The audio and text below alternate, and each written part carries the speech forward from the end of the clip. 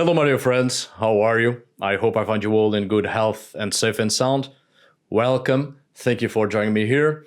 I'm Arith here, and today I would like to talk a little bit about the runes in the daily life of Viking Age society. I'm not going to focus on the magical uses of the runes, as I have plenty of videos dealing with this subject in this channel.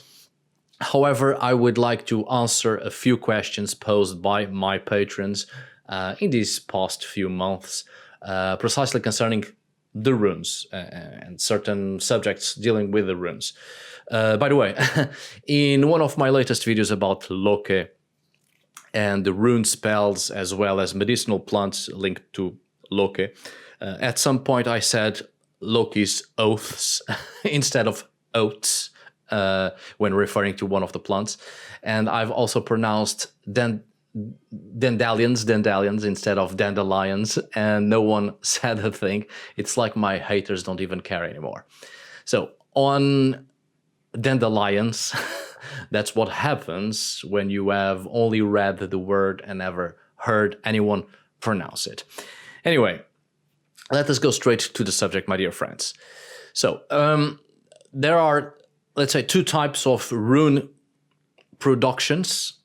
Those that were carved into movable objects. We are talking about wood and bones, such as objects to be transported, used, etc., like utensils, right? And others that were engraved into rock, much more complex to make.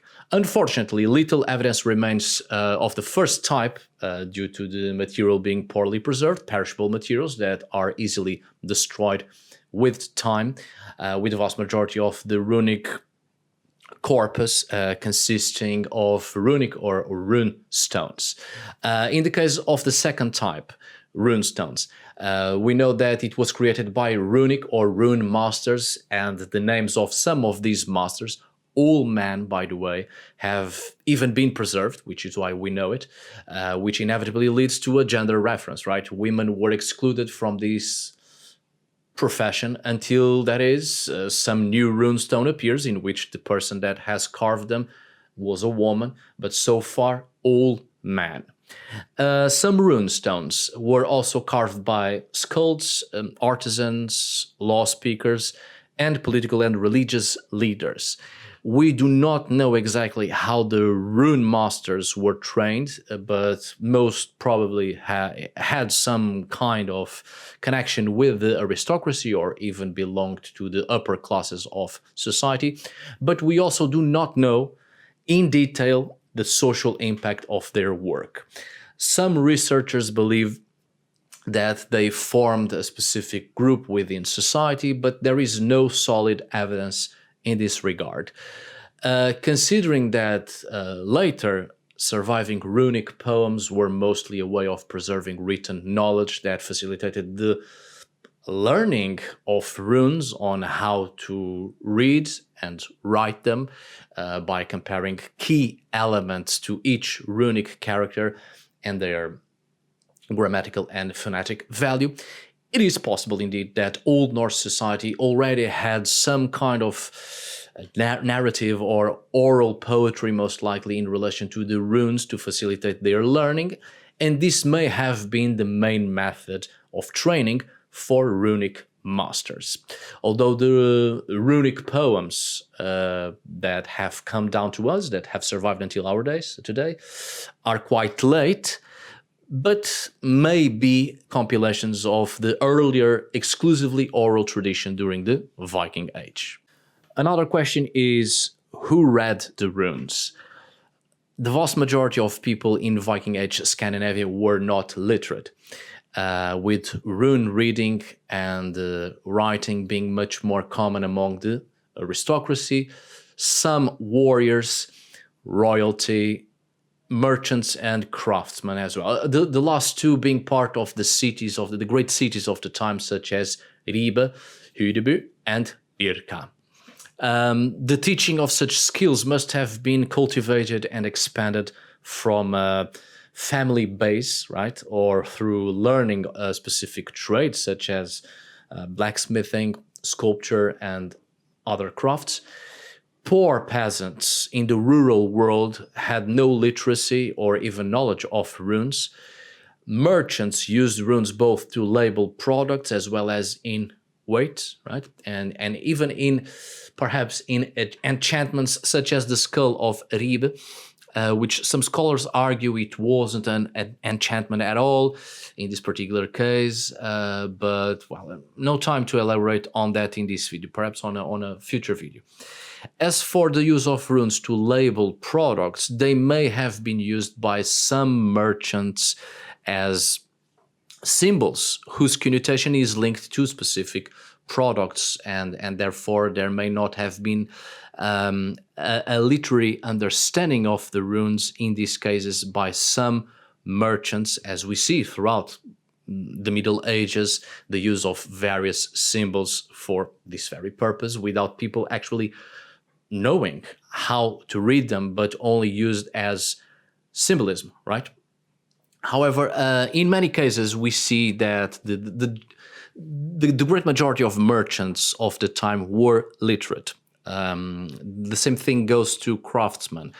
Some may have not been literate at all and only creating products as they were commissioned or copying other already existing models. But this doesn't mean that all craftsmen and all merchants were illiterate, not at all, because at the end of the Viking Age, we know that the number of people who read or knew how to read and write with runes increased considerably, perhaps caused by the greater contact with Christianity and the introduction of a literary culture, progressively leading to the abandonment of the exclusively oral tradition.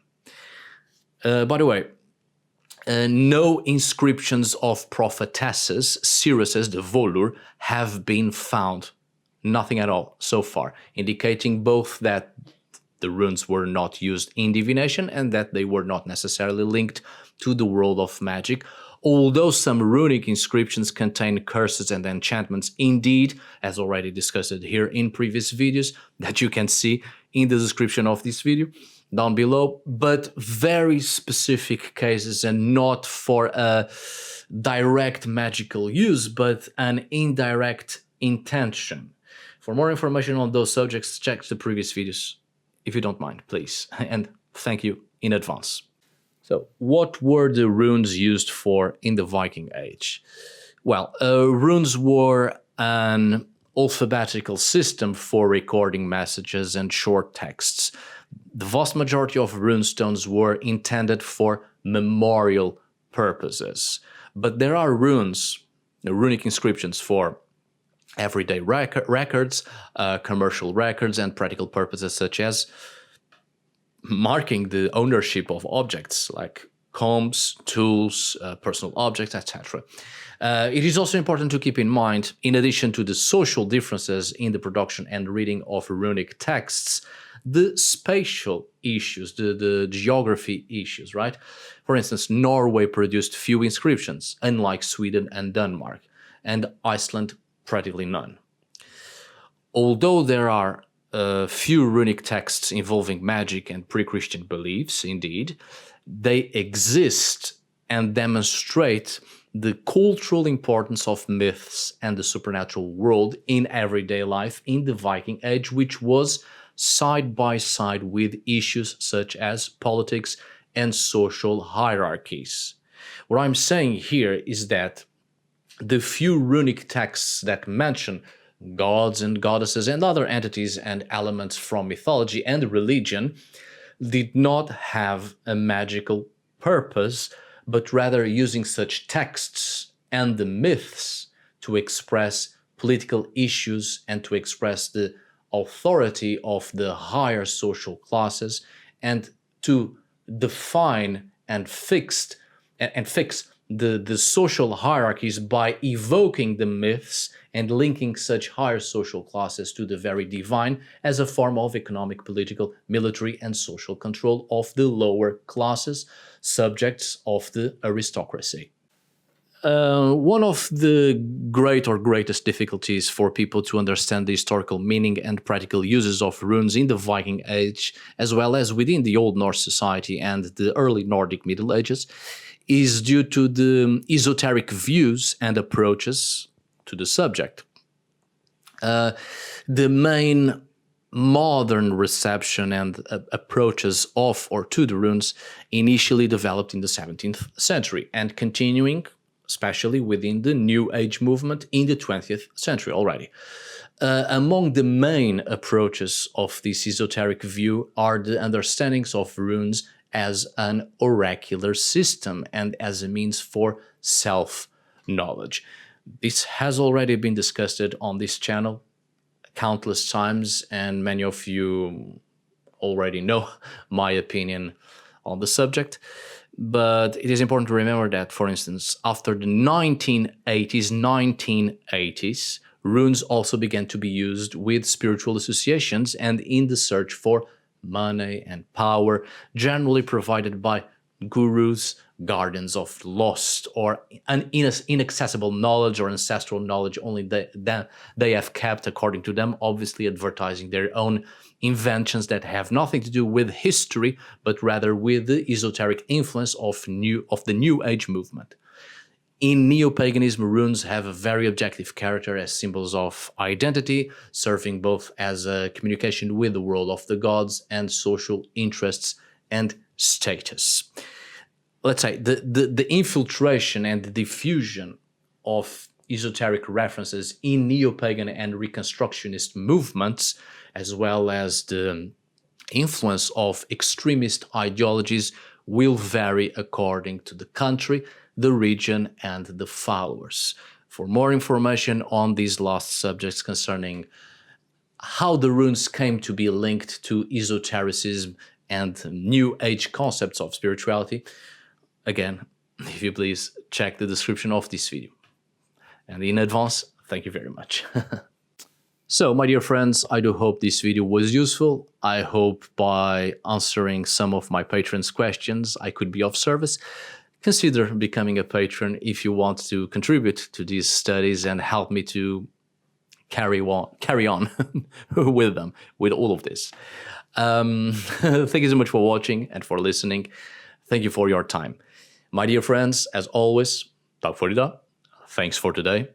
Obrigado por hoje. Until we meet again, my dear friends.